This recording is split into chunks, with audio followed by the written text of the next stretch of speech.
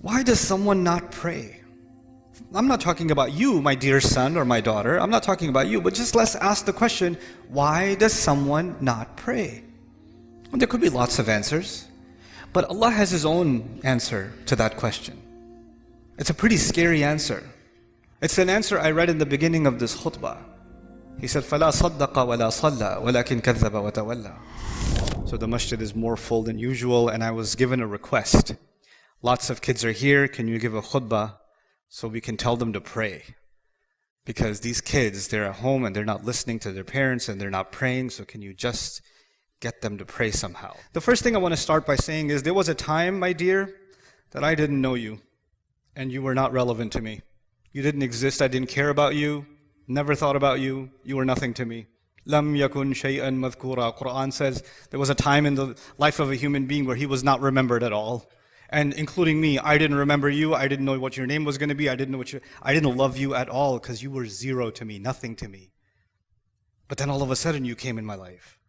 And even when I found out that your mom is going to give you birth while she was holding you in her belly, and even the mom, I used to wonder what you're going to be like, but I had no idea. I had no clue. Part of me was scared you'd be like me, but I had no idea what you would be like. And even as you were growing up, when you were a baby, I still didn't really know you. I knew that you need to be fed and sometimes you smell really bad. Other than that, I didn't know much about you. I had to clean you and feed you, but I didn't know much about you. And now that you're growing up and we can talk and communicate now, and you're going to school and we live in the same house, I just want you to know that this relationship wasn't always there. And I also want you to know that this relationship will not always be there. We have very little time together. We don't have a lot of time together. And very soon, you're going to become an adult. You're on the way to becoming an adult. It's not very far away.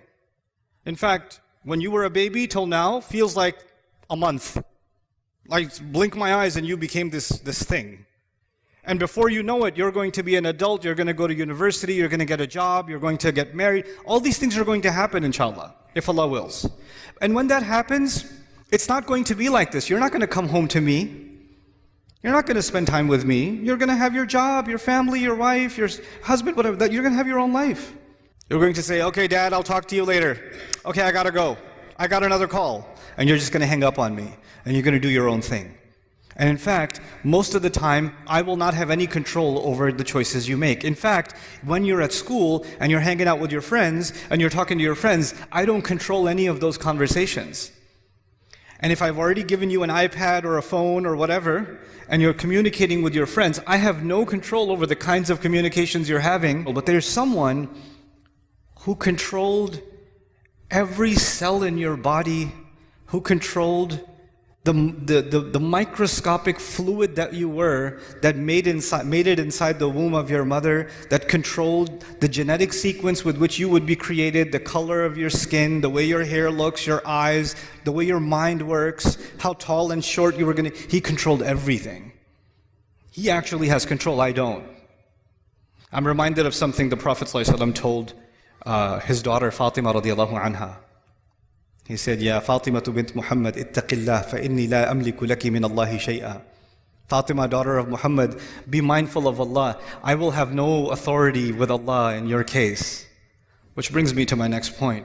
Because I don't have control, the truth is, as protective as I am of you and I want you to do good, I don't control that and I'm not responsible for it either. Allah made every human being responsible for themselves. No, you see that if you get a driver's license one day and you cut a traffic light and the cop pulls you over, you're not going to say, can you talk to my dad? You're going to have to deal with that yourself. When your university professor is going to fail you in the class, you're going to say, hold on, let me call my mom. Nope, you're responsible yourself. In the court of law, you're responsible yourself. At the university, you're responsible for yourself. At your job, you're responsible for yourself. For your health, what you put in your body, you're responsible for yourself.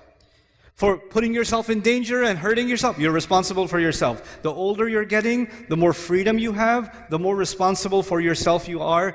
you cannot be controlled by anyone and no one else is responsible for you. لا تزر وازرة وزر أخرى. Nobody will carry anybody else's burden. I am actually not responsible for you because Allah will, and on Judgment Day, absolutely, every one of us will come in front of Allah alone. Right now we're together, we live together, we're a family, we hug each other, I love you to death, I think about you all the time, but there's a day coming where we're going to be just as alone as we ever were in our existence. In fact, even if you come running to me at Judgment Day, it could happen that I'm going to run away from you.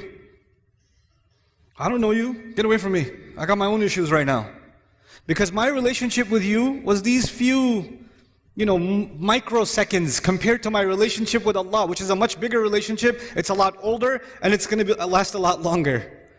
Right? And I have to deal with that relationship right now on Judgment Day. So this relationship, يَوْمَ يَفِرُّ الْمَرْءُ مِنْ أَبِيهِ وَأُمِّهِ. And all those ayat. A person will run from his mother, his father, his children, his siblings, his spouse. Some of you say running from the spouse, I already do that. Okay, anyway. So, the next thing I want you to know is that I need to feel that you respect me. I need to feel that you love me. Just like you need to feel like I care about you. When you love someone, you kind of have some needs from them. You need for me to make sure that the house is taken care of. You need to make sure, my responsibility, you need from me that the electricity bills are paid and the heating is working. And you need for me to make sure that you can get to school. You need to make sure, for me to make sure that you have clothes. Those are my responsibilities. And I need to make sure that I feel some respect from you and regard from you and obedience from you. I get that. But the relationship you have with Allah is different. You have a lot of needs from Him. He has no needs from you. He doesn't need you at all, actually. He doesn't need anyone or anything. And let's just talk about you. When you say, why do I need to pray? Why does Allah need me to pray? Allah doesn't need for you to do anything. It's not about Him at all. Allah even says, when nothing will remain. Let me just give you an example from the Quran. When nothing will remain in this universe. Let's talk about that about the glory of Allah for a second. Recently, I was in Qatar during the World Cup. And the team that wins, so Argentina wins. And it's a glorious event. And they're being celebrated as champions, right? But imagine if and the athlete was being celebrated, but there was no crowd, no cameras, no stadium, nothing. A guy lives on his own on an island, and he kicks a ball into a goal and says, "Glory!" and nobody's there. That sounds psychotic, doesn't it? To have glory, you need to have an audience. To be acknowledged, you need to have people around, somebody to be acknowledged. To have praise, to have appreciation, you can't have appreciation by yourself. You got to have someone doing it for you. But Allah says, كُلُّ مَنْ عَلَيْهَا فَانٍ وَيَبْقَى وَجْهُ رَبِّكَ ذُو الْجَلَالِ وَالْإِكْرَامِ. He says, everything will stop existing on this earth, and yet the face of your Rabb will remain and it will still possess glory. Allah is the only one who is glorious even when there's no one glorifying Him. Only one. Anybody else needs somebody else to do it.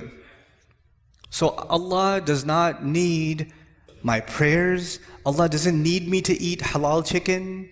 Allah doesn't need me to not say bad. He doesn't need any of that from me. So just get that thought out of your head that somehow you're doing anybody a favor. Allah even says, يَمُنُّونَ عَلَيْكَ أَنْ أَسْلَمُوا.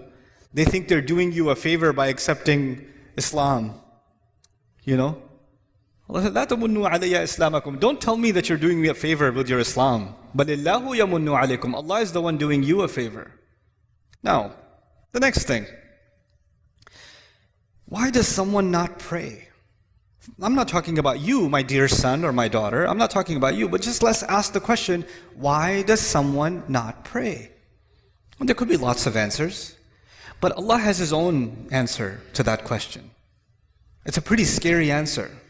It's an answer I read in the beginning of this khutbah. He said, فَلَا صَدَّقَ وَلَا صَلَّى وَلَكِنْ كَذَّبَ وَتَوَلَّى.